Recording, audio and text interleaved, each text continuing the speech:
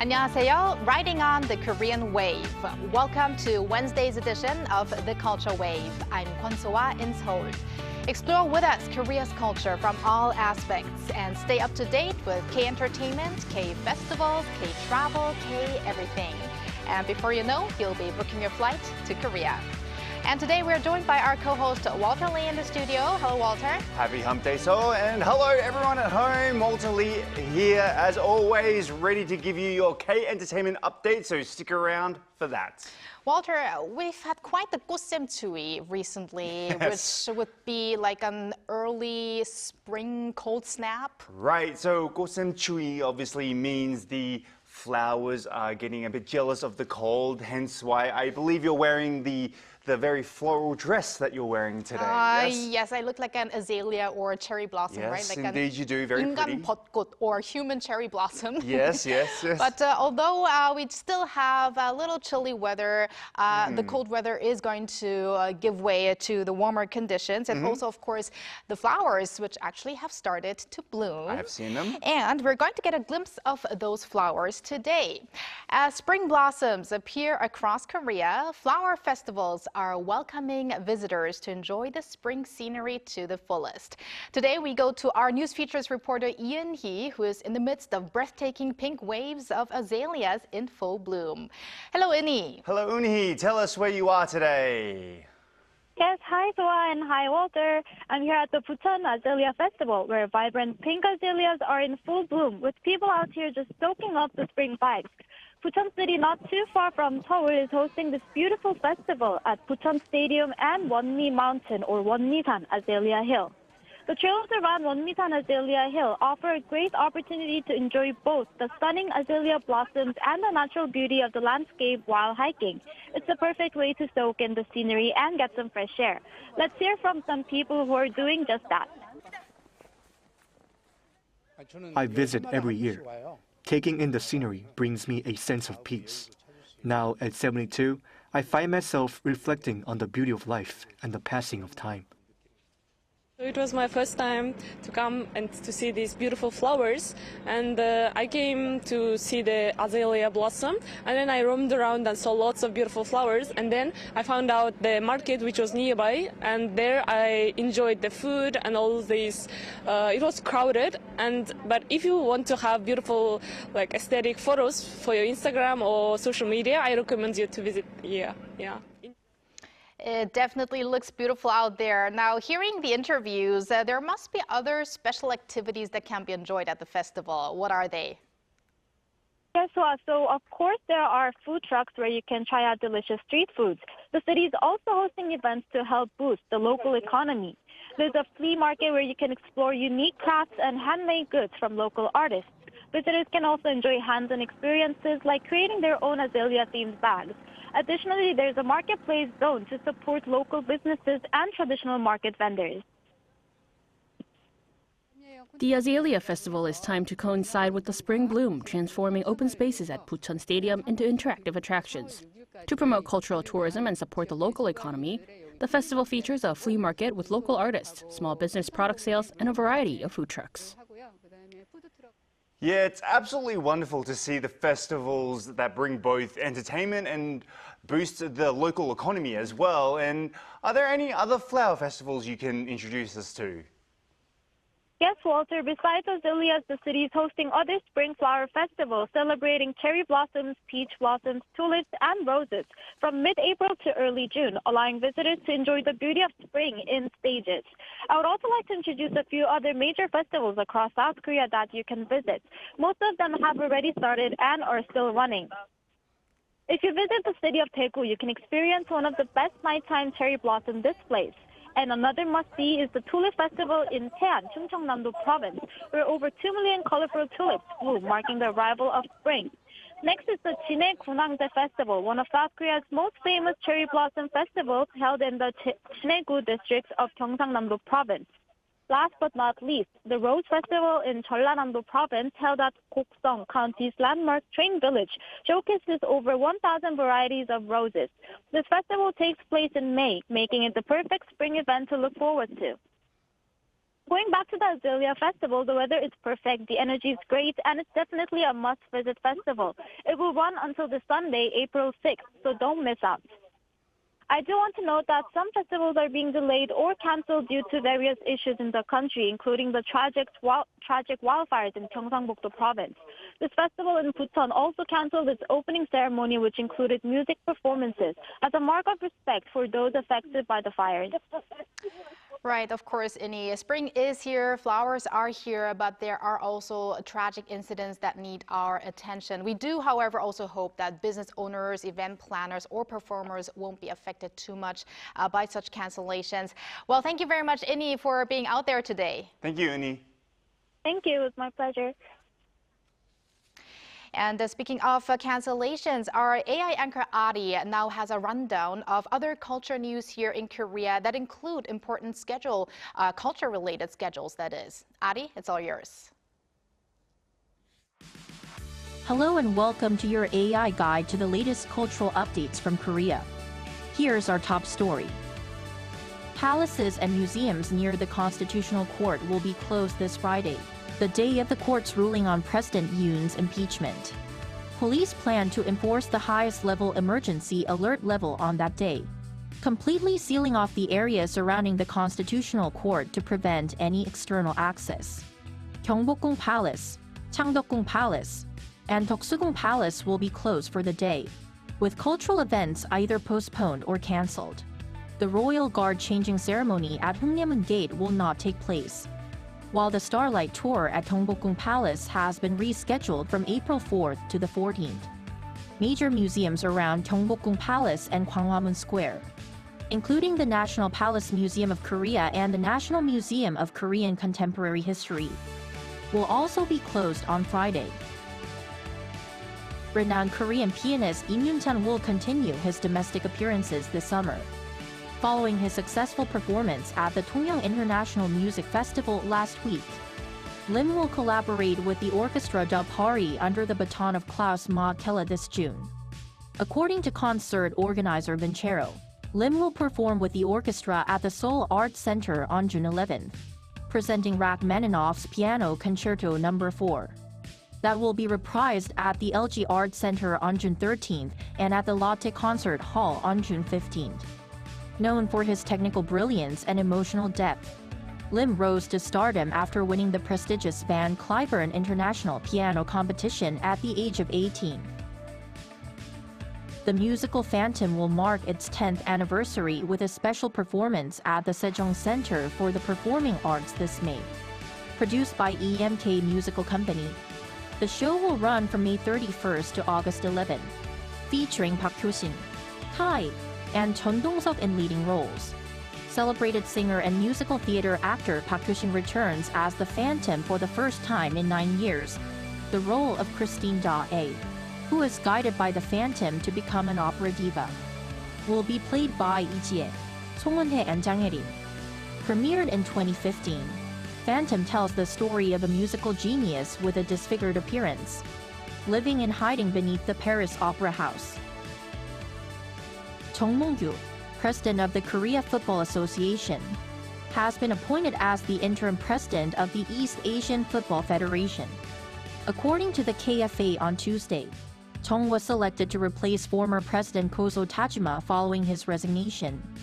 In a meeting of the EAFF Executive Committee in Tokyo, Chung will serve as interim president until receiving formal approval at the East Asian Football Body's General Assembly in July, and will officially hold the position until March next year. The KFA explained that it is EAFF policy for the host country of the biennial East Asian Football Tournament to assume the presidency. The association pledged full preparations for this year's tournament, set to be held in Korea this July. That's all from me. Stay tuned to the Culture Wave.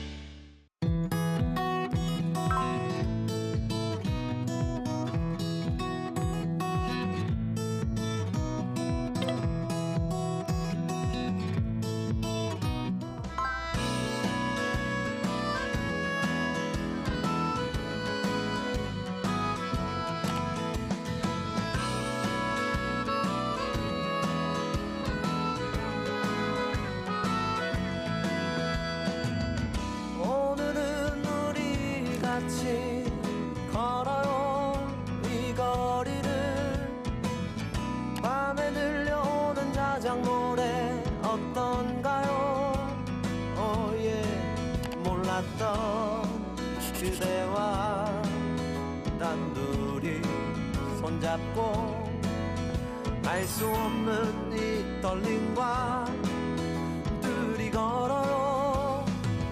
봄바람이 날리며 흩날리는 벚꽃잎이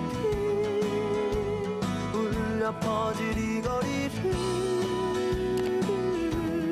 둘이 걸어요.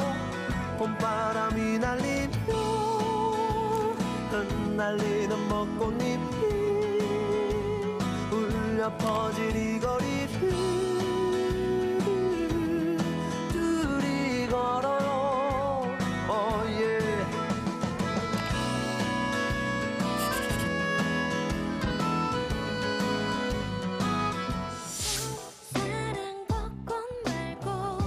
사랑 벚꽃 말고 사랑 벚꽃 말고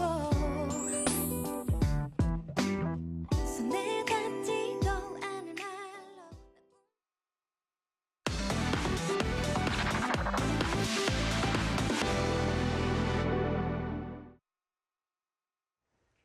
It's time for our K-Correspondent segment, where we connect live to a correspondent overseas who fills us in on K-culture issues in their respective country. It's been a little over a year since South Korea and Cuba's establishment of diplomatic ties, a move that came as a big surprise to many citizens of both countries, and a pleasant surprise in terms of increased opportunities for deeper cultural exchanges. Today, we connect to our K-correspondent Diviana Diaz in Cuba to get a glimpse of the past year since Seoul and Havana's milestone agreement. So Diviana, please introduce yourself to the Culture Wave viewers. Hello, my name is Diviana Diaz. I'm a honorary reporter for Korea.net in Cuba. I'm also a cultural promoter and a cultural ambassador for the Republic of Korea in my country. I'm a huge fan of Hallyu and I'm so excited to be in the Culture Wave. So thank you so much for having me. Now, South Korea and Cuba just recently commemorated their first year since forging diplomatic relations in February 2024. How would you compare the atmosphere before and after the establishment of such ties? Before the establishment of diplomatic relations, that was so hard and difficult for us to get in touch, to get closer to Korea. But now that we have embassy in both countries, at first people couldn't believe it. We were in a huge amaze, and now we can see, we can feel that both parties are working in a with very strong intentions to actually get closer, to find better ways to get together and work for a new scenario when we can actually have diplomatic relations. So yeah, we are really looking forward to what might come.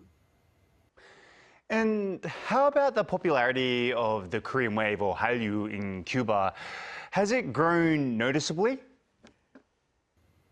Korean wave hit us in 2013 with so strong, that was so strong, and it all started with K-dramas and K-pop. K-pop idols like Super Junior, EXO, SHINee, to BTS. That was a craze here in Cuba, and also Stray Kids and Hypen, NCT. Like, it was really, really amazing, K-pop. And not only that, we have also get closer to Korean music, traditional art, traditional culture, K-food, and K-movies, even K-movies like Parasite and The Book of Fish.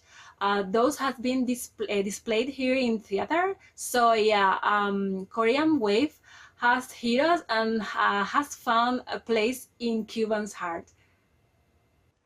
That's really great to hear. Now, could you introduce us maybe then to any special places where you can experience Korean culture in Cuba? The new hot place where we can actually get closer to Korea, there is the Kmart. This is the first Korean food store. In that place we can we can buy popular beverage and food, K-food like ramyeon, like soju, coffee mixes, And even in this place, they sell Korean goods or K-goods from your favorite K-pop idol. Like, that is amazing. This is if you want to get closer to Korea, if you want to feel like you are in Korea, this is the best place. You have to visit. This shows the interest that Cuban people have for Korean food. Now, does K-food seem to fit the local palate? Even when K-food is so different from Cuban food, I think people find it interesting because even though they are spicy, the Korean food is spicy and we are not used to that kind of flavor, but it is so different. But at the same time, it is so tasty, and Cubans love tasty food. So every time Cubans taste Korean food, K-food for the first time, they actually end up loving it, and they always fell for Korean food. So yeah, I think Korean food has found its own place here in Cuba, and we really love it.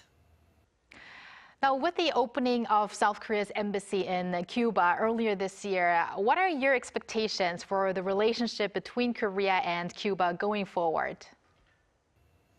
My expectations now that we have diplomatic relations, I hope to that we have better chances or many chances to get in touch with Korea, to enjoy cultural exchanges between our countries, especially with festival context, events from organizations, from the embassy, from the KCC. I will also love to study Korean language in Korea, or have the opportunity to study higher studies in Korea.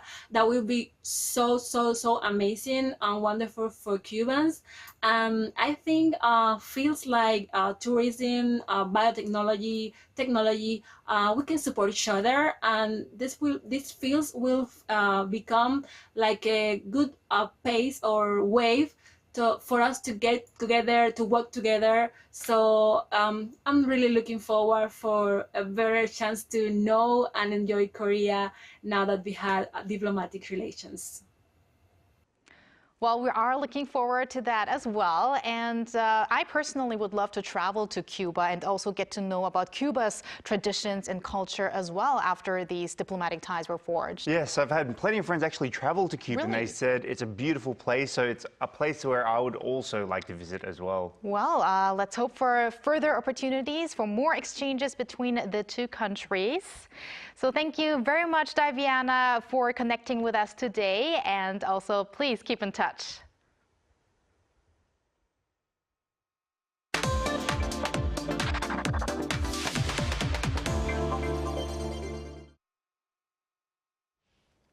It's now time for our daily dose of K-Inter News with Walter Lee. A little later than usual today, Yes. but in today's K-Inter News, it's actually going to get quite entertaining. Yes. We're going to talk about some great acting on various platforms. Yes. And I believe we're going to start with a big screen news. Yes, that's quite right indeed. So one of my favorite actresses, or one of my favorite Korean actresses, Bae Doona, and her new movie Virus has finally seen a release date. Now, why do I say finally sees a release date? Well, actually, filming was actually completed in 2020, so more than 5 years ago, and the film's release was postponed due to the COVID-19 pandemic, which was around 5 years ago. Maybe it had something to do with having the title Virus, who knows? It could be many reasons, but now Virus, also starring Kim Yoon-sok,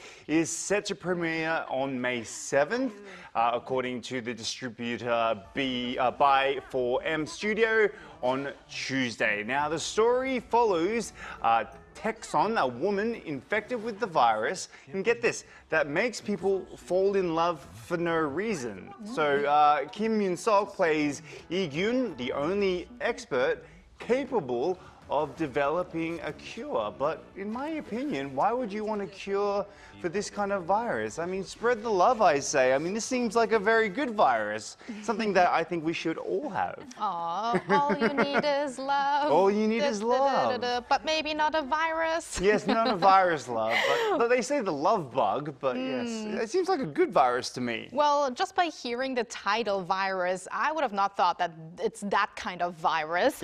But indeed, it would maybe not have been a good idea to release a movie called Virus during the pandemic era. They might have changed the title, but still, I'm glad that we finally get to see this movie out. Yes, me too. And now let's move over from movie to TV series. What's next? Right, so from the big screen to the small screen on Tuesday, a production presentation for K-Content streaming platform TVing and their original series Way Back Love or 내가 죽기 일주일 전 was held in Seoul. Now, Way Back Love is a drama based on the novel of the same Korean name, written by So Eun-chae. The youth fantasy romance drama follows the story of Hee-won, played by Kim Min-ha, who has been drifting through life with no reason at all. So until she meets up with her first love, Ram-woo, who actually died 6 years ago, but reappears before her, now in the form of the Grim Reaper.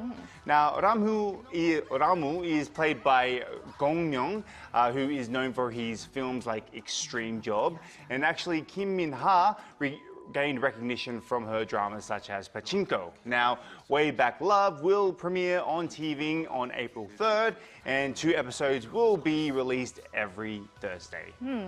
Well, I like the English title, Way Back Love, because 내가 죽기 일주일 전 in English would translate into a week before I died. So that's pretty direct, a little different atmosphere. But Walter, from the big screen to the small screen, now we're going to go on the stage. Exactly. So big screen, small screen, now to the, I guess, real screen in a way. The original play Rendezvous, which premiered last year, returns with a new dazzling cast along with a familiar face if you've actually seen it. So Rendezvous is a 2-person melodrama that uses cosmic imagination to depict the emotional distance between 2 wounded individuals who struggle to grow closer. Now, Tae-sop, a rocket scientist who confines himself to his own set of rules to escape painful memories, is portrayed by kind of a star-studded cast, including Park Sung-eun, SHINee's Choi Min-ho, and Park Gon-hyung. Now, Ji-hee, the other character, the daughter of a Chinese restaurant owner who seeks freedom through dance, is portrayed by Lee Soo-kyung, as well as Kim Ha-ri, and also Bom Do-ha. Now, among them, Park Sung-eun, who's very well known for his portrayal in Shinsegae, apart from many other movies, is one of the... He was actually played in the original performance. Now, Rendezvous will run from April 5th to May 11th at the Jeju Small Theatre at Seoul Arts Center, so don't miss out on that. It's definitely a must-watch for theater lovers and also lovers of these actors. Now, at the beginning of the segment, Walter, I kind of said that today's theme is a little about acting on different platforms. Now, after hearing the stories, I think there's another sub-theme here. It's love, because all of these plays and also the movie and the series are actually about love, right? Yes, love. Well, I think today was very much a very lovely, sort of episode. We talked about flowers, we talked about romance in KN, so I think today was a very loving kind of episode. It was. Well, thank you very much for your lovely contribution, Walter, and we're going to see you back next week. We'll see you very soon. Thank you for spending the past half an hour with us on the Culture Wave, and hope you join us again tomorrow on Thursday at 2 p.m. Korea time, and maybe one day here in Korea.